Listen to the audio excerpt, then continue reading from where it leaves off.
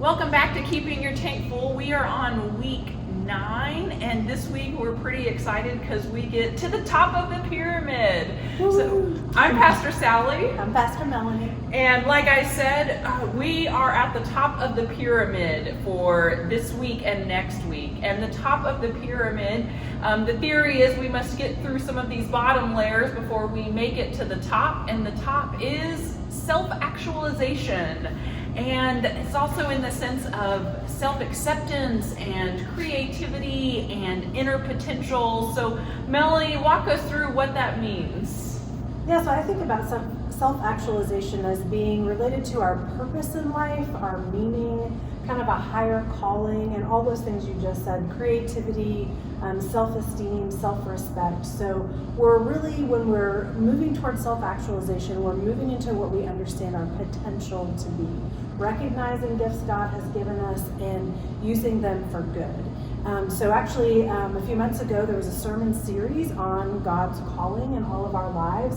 And so if you think back to what we learned at that time and explored at that time, this is right along the lines of that. And it doesn't have to be some lofty purpose, if you will. There's lots of purpose in each of our lives that give us meaning and depth and a sense of fulfillment. So sometimes we might think of really famous people as being self-actualized, like Mother Teresa or Mahatma Gandhi or Nelson Mandela, and certainly they had a lot of that purpose and meaning in their lives, but that's not most of us. But we can still be on that journey of self-actualization, even in our everyday things. Well, and I think in some ways that's what we do here at church together, is we're walking together, and you know, the big social, psychosocial word we're using is self-actualization, but I think the language of call is more appropriate theologically for the way that we talk about it here at church. And so there's sort of big calls and little calls that God has on our life, and some of those ways that we work towards that, we do that in groups like Presbyterian Women's Circle or Connect Group. Yep, exactly. And also just the sense of coming to worship weekly, weekly ritual of coming to worship and attending to our own spiritual needs is deeply important to not just us here at Village Church, but the whole church for the entire length of church history. It's one of the things that we have done throughout time and space in the church.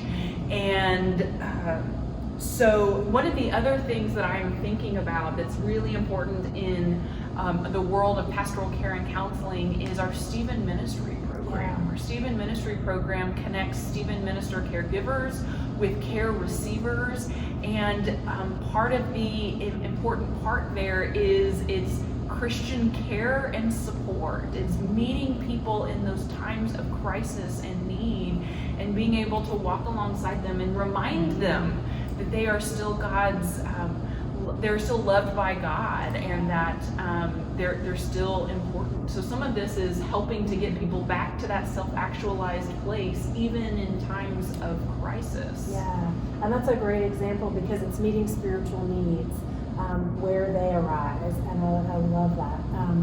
And so I think there's also other things we can do outside of church that feed our self-actualization, and that has to do with creativity. So if we're involved in any kind of art form or music, or just being outside on a walk on a beautiful day, that's aligning ourselves with the beauty that's around us and the potential we have to appreciate that beauty, be part of that beauty, give thanks to God for that. And simple things that we do all the time, even if we're not artists. I wouldn't consider myself an artist, but I sure love to cook a good meal. So if I'm making a pot of soup, that's a creative process, and the soup coming together, and it's more than just feeding myself, which is the basic need, of course, make something for dinner.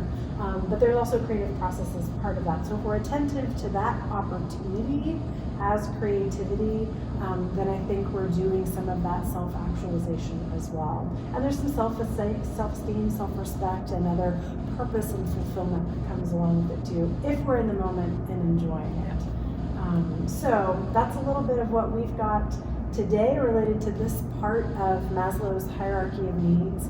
I love some of these examples, and we're excited to share a little bit more with you next week as we continue exploring spiritual needs as part of our human development needs and what that means right now in this particular time. So thanks for joining us, and we look forward to seeing you next week. Blessings